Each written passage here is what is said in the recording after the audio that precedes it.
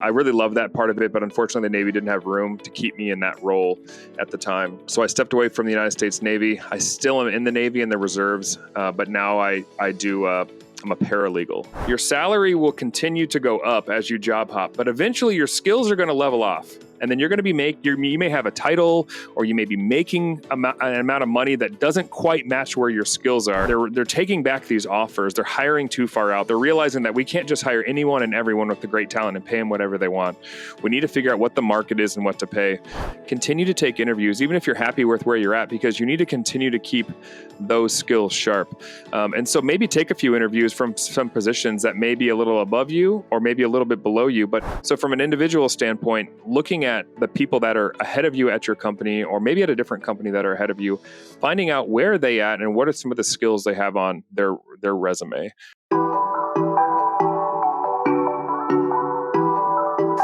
Good morning. So today I have Andy with us, who is a data-driven, quick to pick up new skills, and can easily get along with people person. Andy is all about making sure that people can get the best of wherever they work. Let's welcome Andy on 10 Minutes of Hiring Wisdom, where he is used to training employees to making sure that they excel in their work environment, but also making sure that the environment that they work in is comfortable enough. Let's welcome Andy. Hi, Andy. How are you doing today?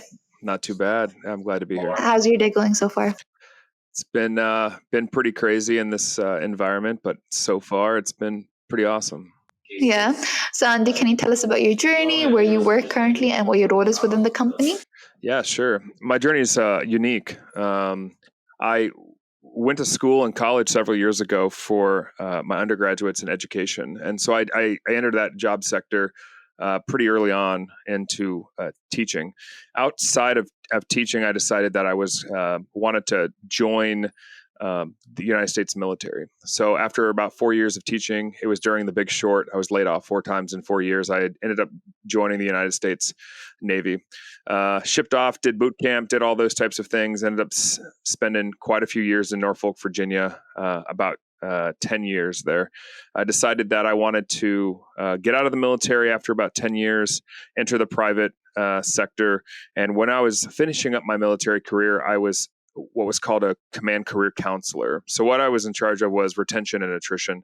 I really loved that part of it, but unfortunately the Navy didn't have room to keep me in that role at the time.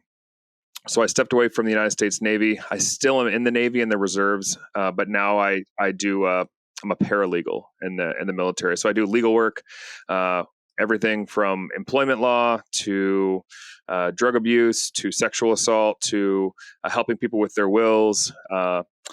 And so I stayed in the United States Navy Reserve. I used a program called Skill Bridge in the Navy, which allowed me to leave the Navy 6 months early to have an internship. I went out, talked to my brother, the interesting part, and my brother's in software development, and I asked him rather, what do I do on the outside? Like, what kind of job should I have? And he said, you got to find a tech company, and you got to find a company with good amenities. And I was like, what do you mean by amenities? He's like, do they have ping pong? Do they have chocolate milk? Do they have beer on tap?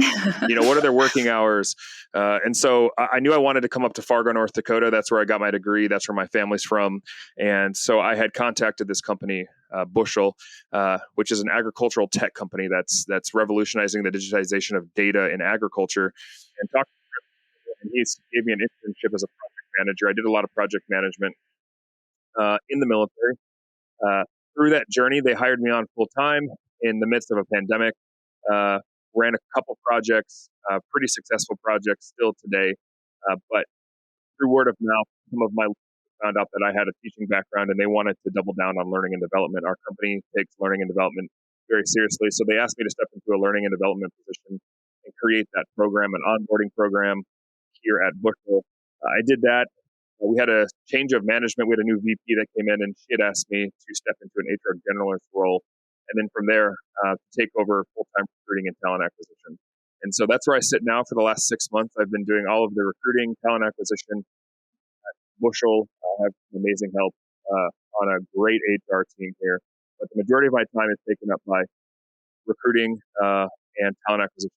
Do a little bit of compensation and benchmarking, making sure that total reward and equity is found.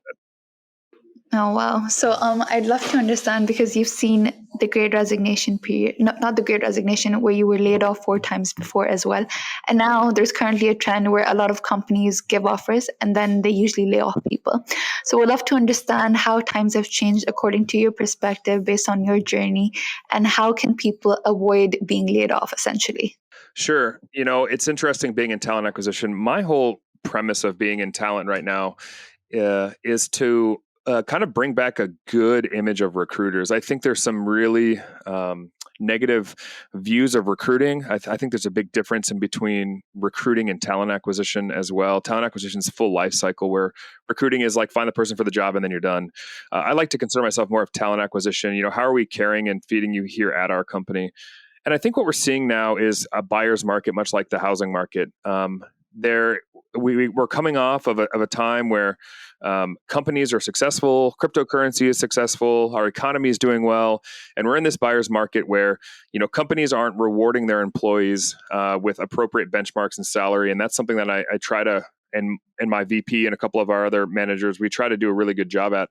But what's happening is these people are finding out that they can switch jobs every couple of years and make anywhere from 10 to 20% more. But what's happening now is we have these talks of this recession that's coming up, something similar to, the mid 2000s. And I think we're seeing a shift of a culture that is slowly turning back to not being such a buyer's market, where you might want to find a job, hunker down for a little while, stay there to ride it through. And what's happening is you're seeing companies like a lot of the FANG companies. I just saw the other day one of our partners slash competitors, Granular, just laid off a few people in the agricultural industry. They're taking back these offers. They're hiring too far out. They're realizing that we can't just hire anyone and everyone with the great talent and pay them whatever they want. We need to figure out what the market is and what to pay. So to answer the question, what is maybe the advice is, I think some roles, specifically engineering and maybe DevOps, are becoming maybe a little bit overinflated. And you can find companies, and with the remote work environment, which we have as well, and hybrid work environment, you can live in small town Fargo with very reasonable cost of living and work for a California company and make significantly more money.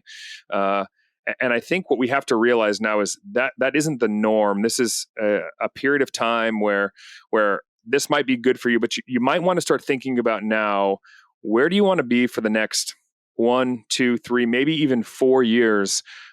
Maybe not make quite as much money, but have really great quality of life in a company that really stands behind their products, versus job hopping every couple of years to make 20% more. Because I firmly believe that what's going to happen is your salary will continue to go up as you job hop, but eventually your skills are going to level off. And then you're going to be you may have a title, or you may be making an amount of money that doesn't quite match where your skills are. And that's what we're seeing, is a lot of people that are asking a lot of money, but their resumes don't reflect the amount of money that they're making. So I think we all need to be wise to say and really evaluate, where are you? Where do you want to go? And how can you make that sustainable for the next few years? Well, I love that. I think a follow-up question for that would be, how does one make sure that their skills match what they're asking for? Because I think for the longest time, it's been like, oh, I can offer this, I can bring this to the table.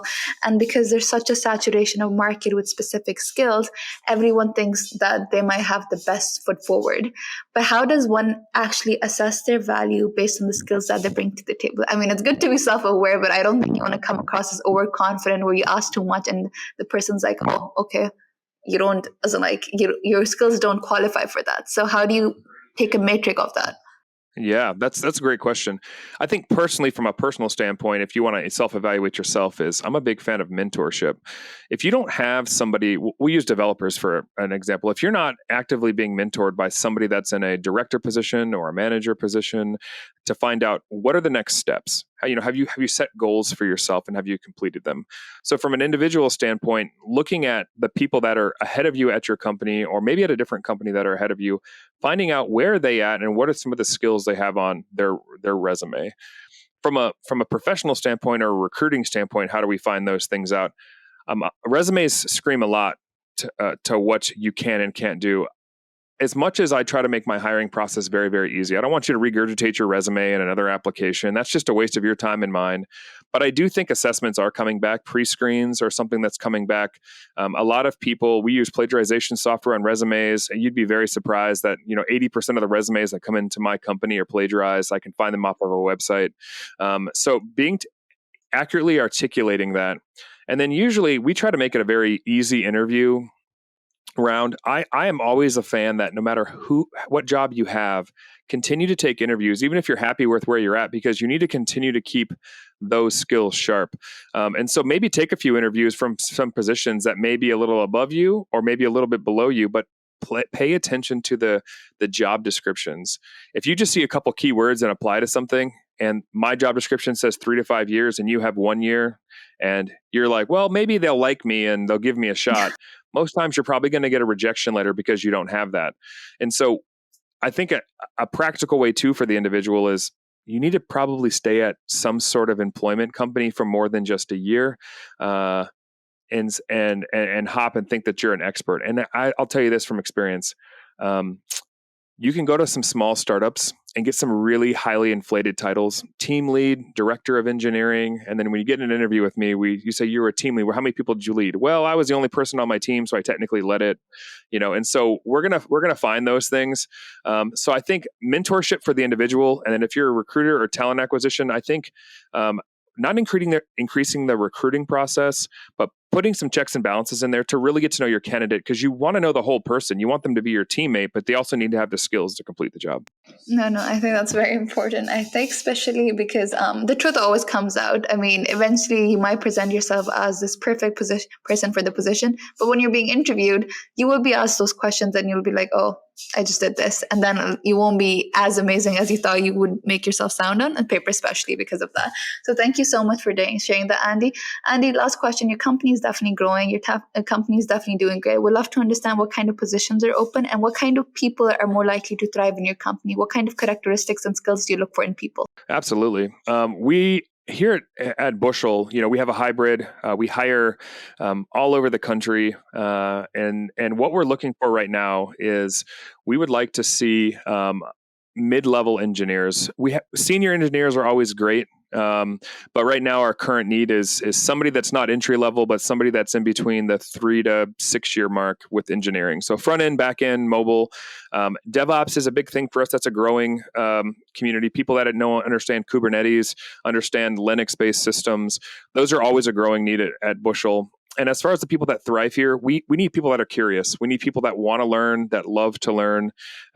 We also want people, like our mottos are courage, heart, and team. So, we want people to fail fast. We encourage failure because we think that's learning. And so we want people to come in and not be afraid to try something new and innovative, to try to teach us something. We want people to care about their work. We're doing meaningful work in agriculture, and on the brink of possibly a recession, agriculture tends to do very well. We need to feed the world. We're actually in an industry that changes things. We're not second. We're not an imitator. In agriculture, there's nobody like us, very few competitors. So if you want to come to a company and really make a difference, be cutting edge, not be an imitator of somebody else, we're looking for those curious people that actually care about making a difference and being part of a team, not just somebody that takes tickets. So if you want to come and be creative, we're looking for creative individuals to come and solve some of the hardest problems in the agricultural industry.